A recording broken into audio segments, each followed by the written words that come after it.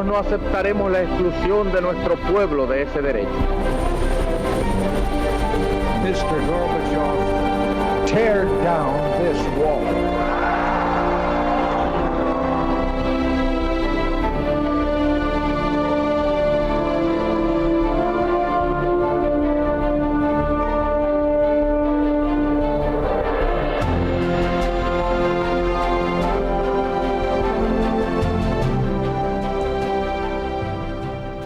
Buenas noches, señoras, caballeros, bienvenidos a Tiempos Modernos. Nada de lo que pasa hoy se entiende sin el ayer, por eso hacemos este programa. Y hoy en España está pasando una cosa tremenda, que quizá por el fragor de la noticia cotidiana, en fin, queda como relativizada, pero que es enormemente grave. Nunca ha corrido tanto riesgo la unidad nacional como hoy. ¿Por qué? Por el separatismo catalán. Y una vez más, este problema no es de hoy. Empezó hace más de 100 años. El nacionalismo catalán empezó así. Una cosa es el catalanismo, otra el regionalismo catalán, otra el nacionalismo y aún otra más reciente, el separatismo. Hoy todo ha venido a darse la mano en el mayor desafío que ha sufrido la unidad nacional desde 1934. Pero ¿cómo empezó todo? El catalanismo fue un movimiento cultural nacido en la segunda mitad del siglo XIX y que creció en torno a la llamada Renaixença, que vino a construir un sentimiento de identidad lingüística. La Renaixença sirvió de humus para que más tarde se formara una conciencia política fuertemente regionalista. Hubo aquí dos factores determinantes: el despliegue industrial de Cataluña desde finales del siglo XIX y el desastre de 1898, que obligó a una fuerte repatriación de capitales. En 1882 nace el Centre Català de Valentía Almiral, que empieza a extender un sentimiento muy antiespañol, aunque con efectos limitadísimos. En 1891 nace la Unión Catalanista de Enric Prat de la Riba, grupo conservador y católico que al año siguiente aprueba las dominadas Bases de Manresa, un primer esbozo de programa de autogobierno. La Unión Catalanista jamás fue separatista. Por otro lado, su alcance seguía siendo muy minoritario. Pero llegó el desastre de 1898.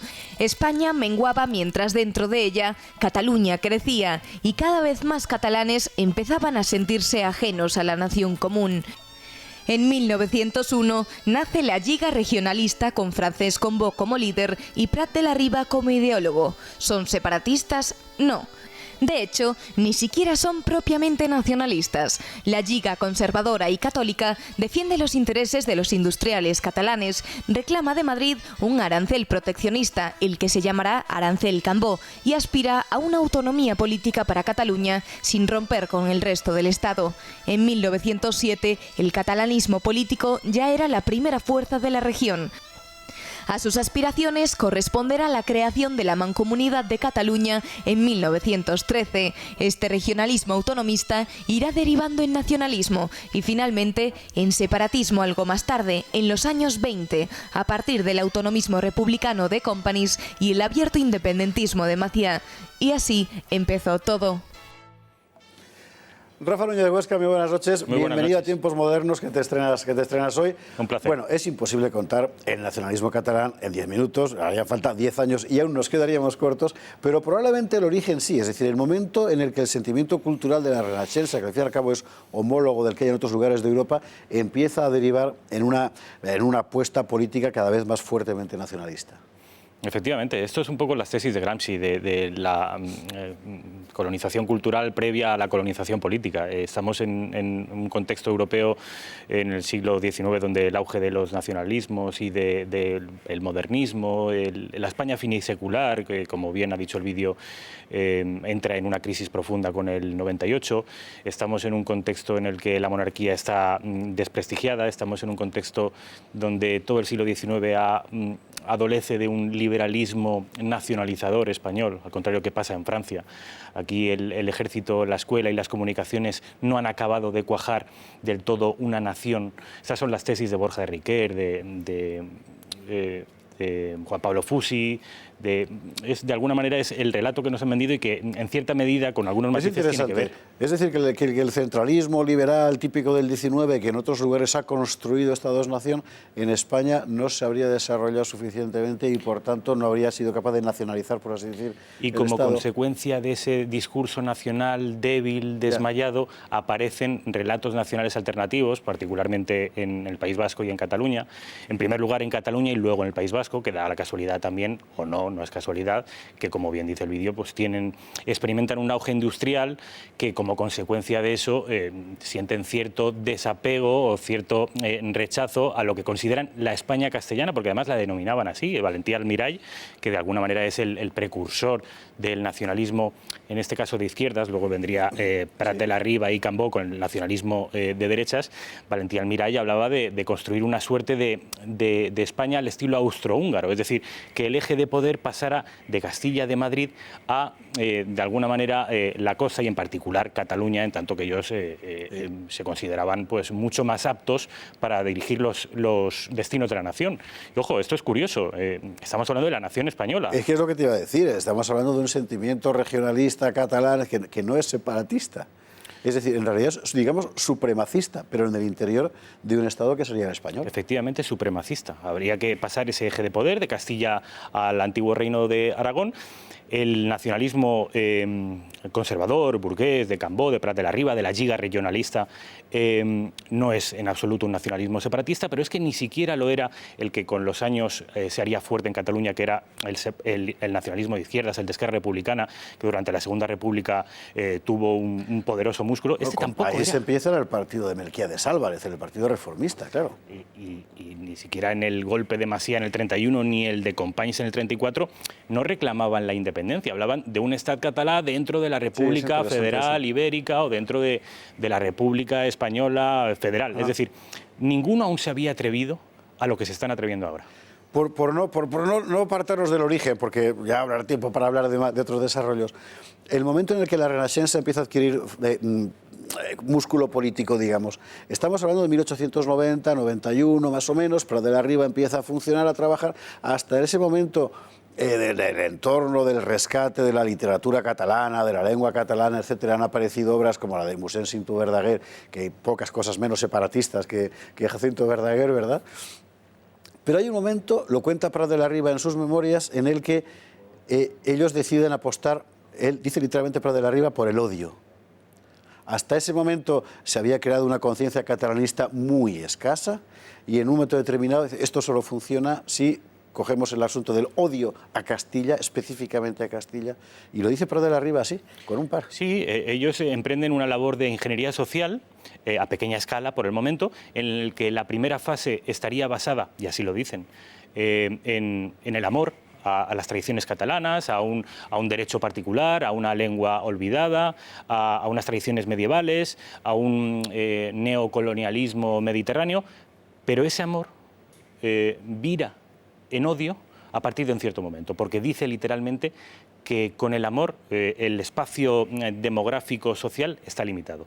Y es a partir de ese momento cuando nace un relato hispanófobo, que es el que acaba calando, y que el propio Cambó dice que reconoce que en los primeros años, a finales del 19 e incluso en los primeros años del 20, Cataluña no estaba ni mucho menos empapada de nacionalismo. Y dice literalmente que hay un catalanista por cada comarca y generalmente era el loco del pueblo. Es decir, yo siempre digo que el nacionalismo catalán es la historia de un verdadero éxito. Cómo en 100 años, en un siglo, que empieza antes de ayer, han conseguido pues lo que tenemos hoy en día, que es una región española que siempre estuvo a la vanguardia de todas las guerras, que por ejemplo en la guerra del 98, en el drama nacional del 98, que luego no fue tal drama, pero eran los primeros en mandar voluntarios y que estuvo siempre a la vanguardia del patriotismo español.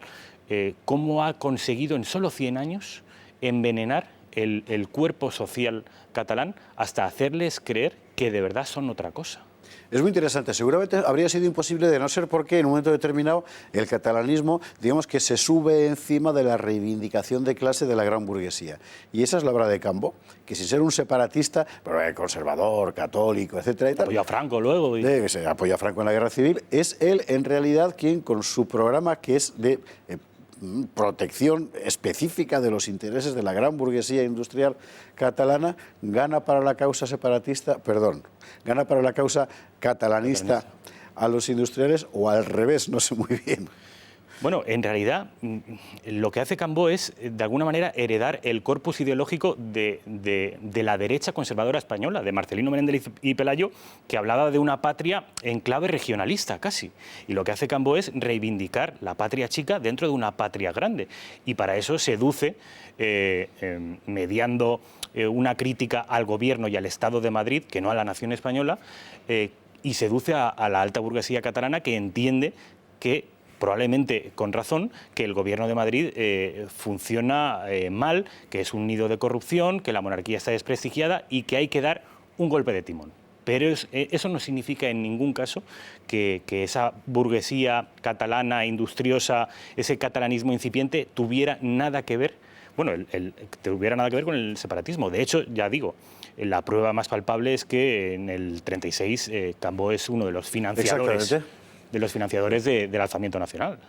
El experimento tiene tal éxito que hacia 1907 la Solidaridad Catalana, como se llamó, es una coalición de grupos catalanistas de todo pelaje, es la fuerza más votada con diferencia en las legislativas en toda Cataluña. Y ahí te encuentras catalanistas, separatistas, poquísimos. Catalanistas, digamos, tradicionalistas, herederos del carlismo. Te encuentras burgueses reformistas que prefieren apostar por una formulación, digamos, catalana de su sensibilidad.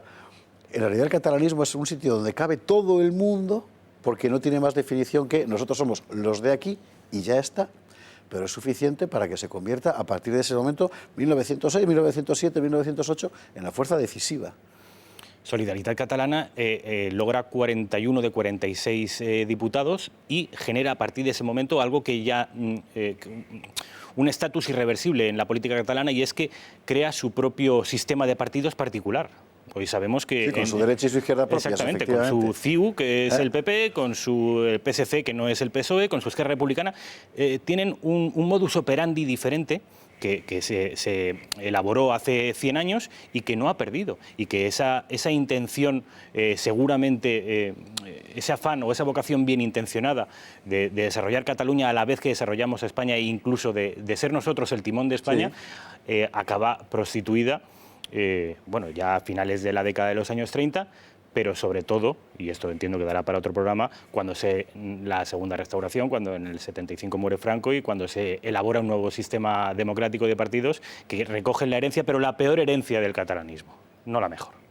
De eso efectivamente vamos a hablar aquí en ulteriores programas de eso, y de algo también que fue muy importante, que es el momento en el que nace Estat Català, con Macià, etcétera, donde aparece un separatismo catalán violento importante y que claro, exactamente, que durante la Segunda República y la Guerra Civil dará muchísimo que hablar. Rafa Núñez Huesca, mil gracias por estrenarte con Tiempos Modernos con este asunto del que por supuesto volveremos a tratar aquí, claro.